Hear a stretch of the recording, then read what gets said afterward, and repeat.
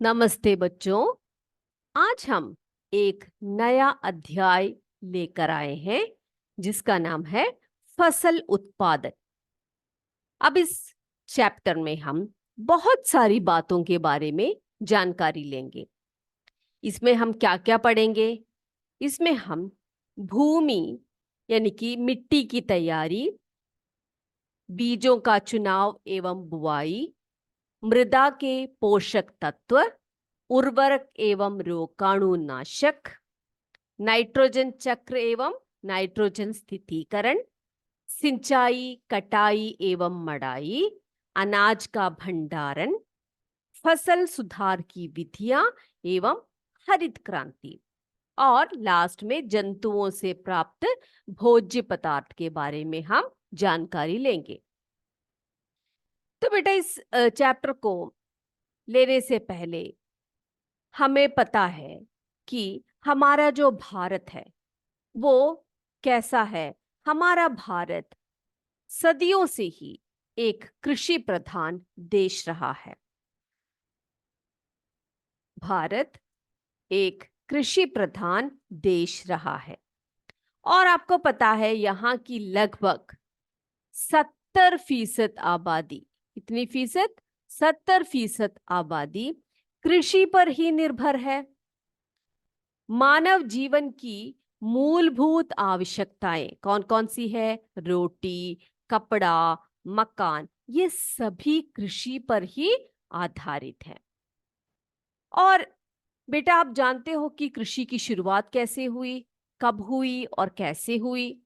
तो प्राचीन काल में मानव अपने भोजन की आवश्यकता की पूर्ति के लिए इधर उधर भटकता रहता था और जंतुओं को मारकर तथा उपलब्ध फल फूल, जड़ी बूटियां, इन सब से वो क्या करता था? इन सब से अपना गुजारा चलाता था या भूख मिटाता रहता था।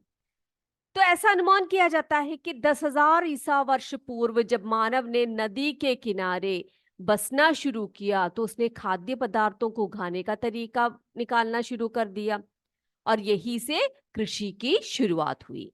अब सभ्यता का विकास जैसे जैसे हुआ, कृषि के क्षेत्र में भी बहुत सारे सुधार हुए तथा अनाज, फल, सब्जियां, उनके जो पौधे हैं, पेड़ पौधे हैं, सब उगाने लगे। अब फसल क्या है? फसल फसल यानी अंग्रेजी में हम इसको क्रॉप्स कहते हैं। क्या कहते हैं?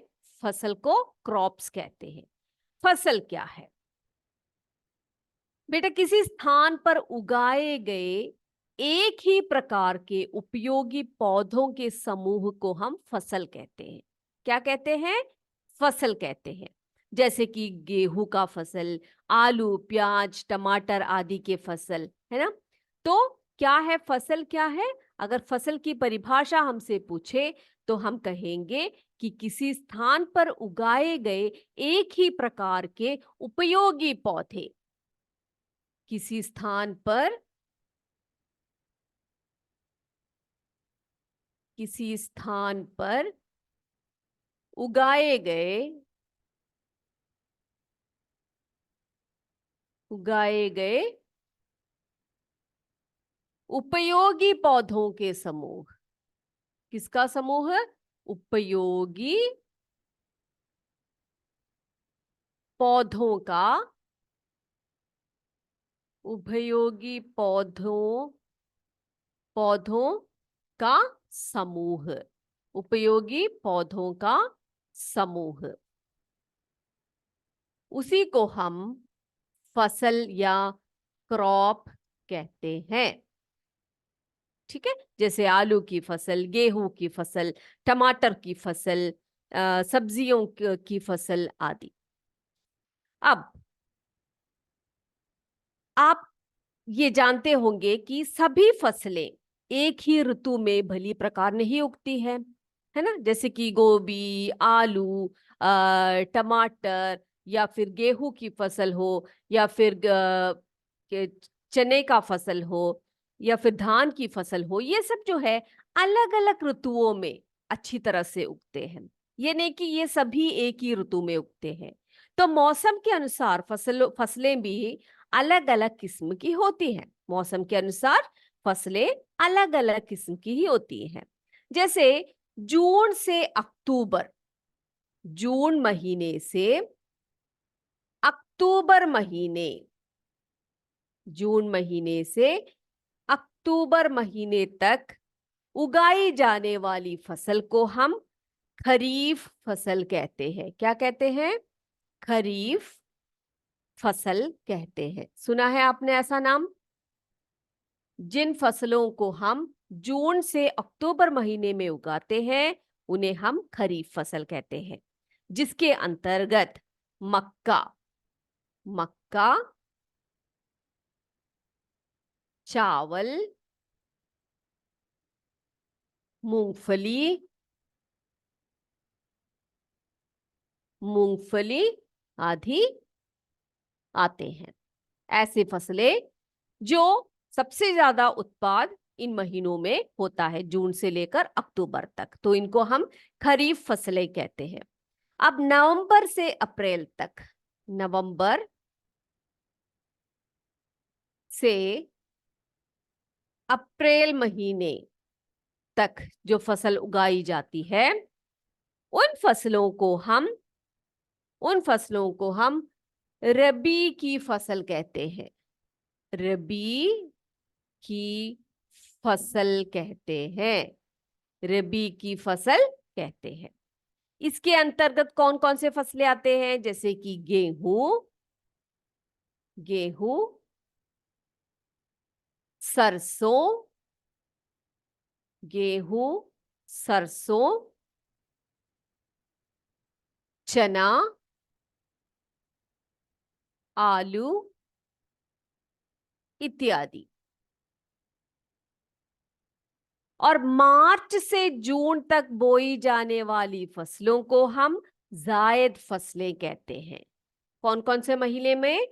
कौन कौन से महीने में? कौन से महीने से कौन से महीने तक बेटा? मार्च से जून तक। मार्च महीने से जून महीने तक जो फसलें बोई जाती है उनको हम जायद फसलें कहते हैं। जायद फसल कहते हैं। और इसके अंतर्गत मूंग, उड़द सब फसलें उगाई जाती है। उड़द, ठीक है। तो 3 प्रकार के फसलों के बारे में हमने बात किया। क्या क्या कहा हमने?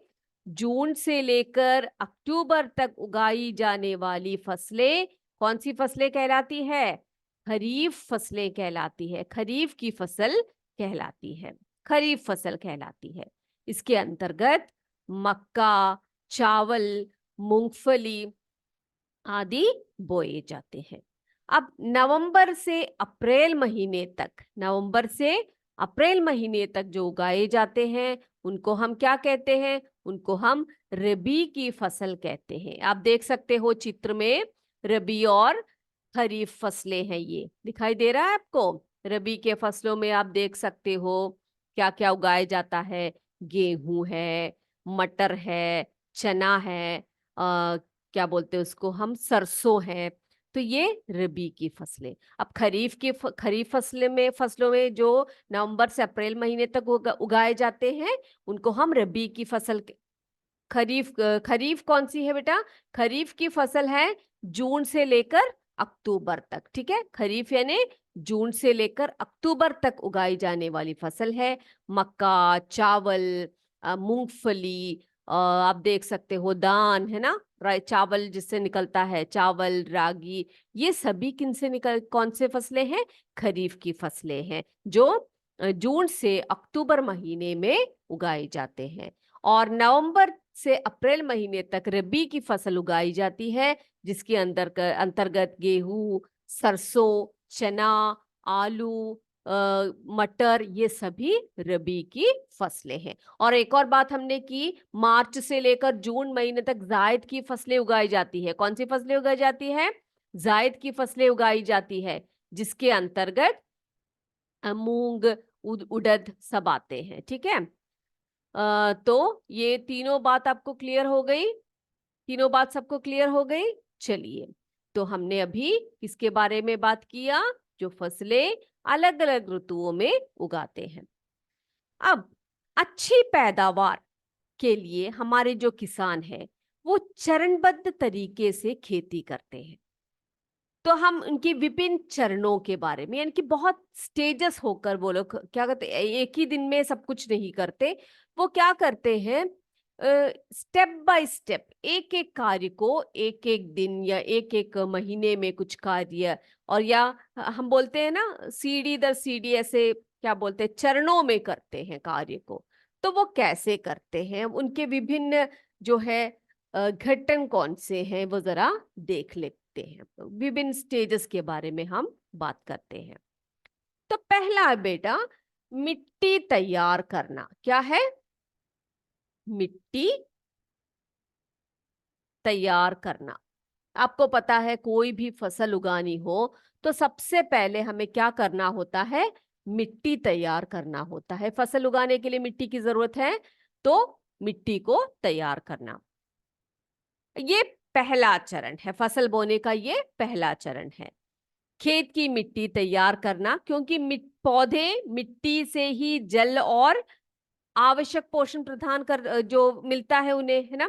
तो मिट्टी की दरअसल कई किस्में होती हैं। जिस मिट्टी में बालू की मात्रा अधिक होती है उसे बलुई मिट्टी कहते हैं। क्या, कौन सी मिट्टी कहते हैं? जिस मिट्टी में बालू की मात्रा अधिक होती है उसे हम बलुई मिट्टी कहते हैं। बलुई मिट्टी कहते हैं। जिस मिट्टी में बालू की मात्रा कम तथा मिट्टी के कण छोटे होते हैं वैसे मिट्टी को हम चिकनी मिट्टी कहते हैं। चिकनी मिट्टी। तो चिकनी मिट्टी क्या है भाई?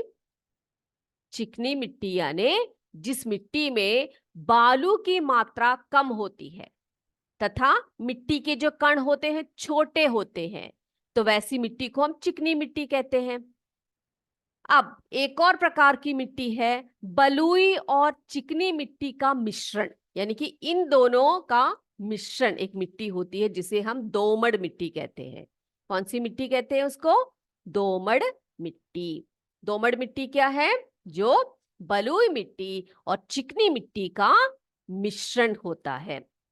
अब जब पेड़ पौधों की पत्तियां, कीट पतंगे तथा गोबर आदि के सड़ने गलने से बना ह्यूमस मिट्टी में मिल जाता है तो तीनों प्रकार की मिट्टी उपजाऊ हो जाती है। अब इन तीनों प्रकार की मिट्टियों को हम कैसे उपजाऊ बना सकते हैं? अगर हम इनमें क्या ऐड करें? पेड़ पौधे, पेड़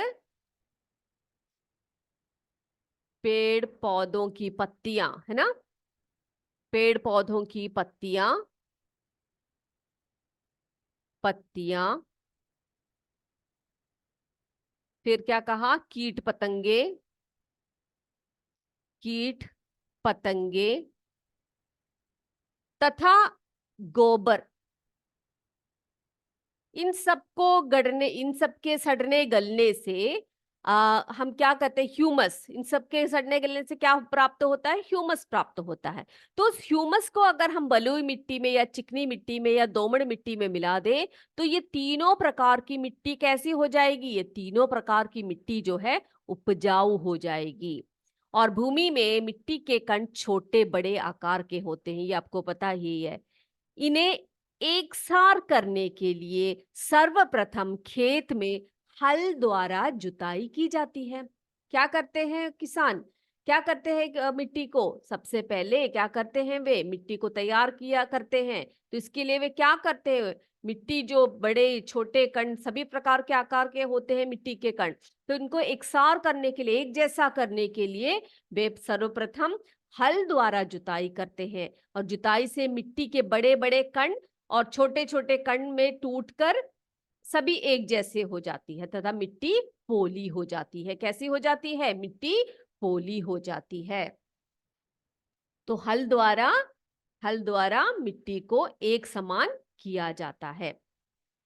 उसके बाद उथली जुताई हैरो नामक यंत्र से की जाती है। आपके पुस्तक में दिया हुआ है, तिकोनिया हैरो नामक एक यंत्र होता है और इस यंत्र से उथली जुताई की जाती है। कौन सी जुताई की जाती है? उथली जुताई। उथली जुताई की जाती है। ठीक है, कौन से यंत्र से? हैरो नामक यंत्र से। हैरो यंत्र से उथली जुताई की जाती है मिट्टी की। इससे मिट्टी में वायु संचारण की वृद्धि होती है तथा अनावश्यक पौधे, जिसे हम खरपतवार कहते हैं, वो नष्ट हो जाते हैं। और मिट्टी के उलटने पुलटने से उसकी जल धारणा क्षमता भी बढ़ जाती है। तो इससे क्या क्या लाभ होता है? एक तो वायु संचारण अच्छे से होता है, वायु संचारण अच्छी प्रकार मिट्टी में होता है। फिर खरपतवार नष्ट हो जाते हैं। खरपतवार नष्ट, जो अनावश्यक पौधे हैं, है ना, नष्ट हो जाते हैं। खरपतवार नष्ट हो जाते हैं। ठीक है, और क्या होता है? और इससे जल धारणा की क्षमता बढ़ जाती है। जल धारणा, क्योंकि जल मिट्टी में रहेगा तभी तो पौधे अच्छे से बढ़ेंगे। जल धारणा, जल धारणा की क्षमता, मिट्टी में जल धारणा की क्षमता बढ़ जाती है। ठीक है, और फिर भूमि को समतल बनाने के लिए लकड़ी का पाटा चलाया जाता है, आपने देखा होगा। और समतलीकरण के कारण भूमि की नमी सुरक्षित रहती है। तो समतल किया जाता है भूमि को फट्टे से या पाटे से, है ना। तो उससे क्या होता है? समतलीकरण के कारण भूमि की नमी जो है वो सुरक्षित रहती है। और अच्छी पैदावार के लिए मिट्टी के किस्म के आधार पर फसल का चुनाव किया जाता है। जैसे बलुई मिट्टी, जैसे एक एक प्रकार की जो मिट्टी है वो एक एक अलग अलग प्रकार के फसलों के लिए अच्छा होता है। जैसे कि जो बलुई मिट्टी है, कौन सी मिट्टी? जिसमें बालू की मात्रा अधिक होती है, बलुई मिट्टी। अब इस बलुई मिट्टी, बलुई मिट्टी में तरबूज, तरबूज, खरबूजा,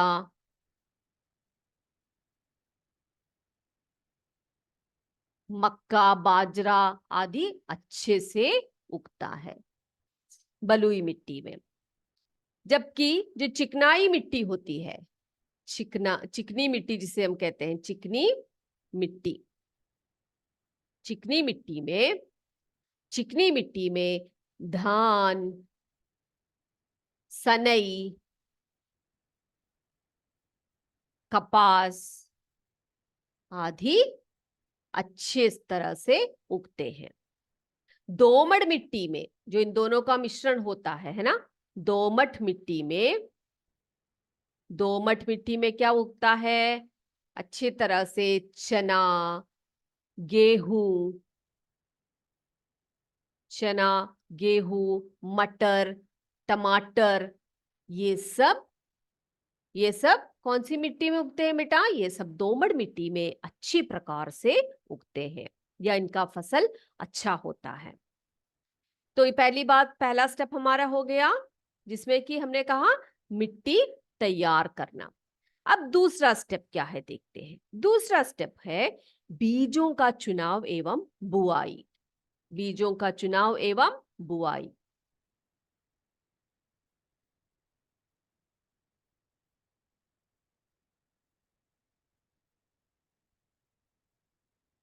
बीजों का चुनाव एवं बुआई, तो इसमें क्या करते हैं? इसमें खेती की मिट्टी तैयार करने तथा बीजों का चयन करके मिट्टी में बीजों को डालना ही हम बुआई कहते हैं। ठीक है, तो दूसरा हमारा स्टेप है बुआई। बुआई यानी बीजों का चुनाव, बीजों का चुनाव एवं बुआई, ये है हमारा दूसरा स्टेप। फसल उत्पादन यानी कि कृषि का दूसरा जो है स्टेप है वो है बीजों का चुनाव एवं बुआई। इसको हम अगले क्लास में पढ़ेंगे। तब तक के लिए आज की कक्षा हम यही समाप्त करते हैं। जय विद्या शक्ति, जय हिंद, जय भारत। धन्यवाद बच्चों।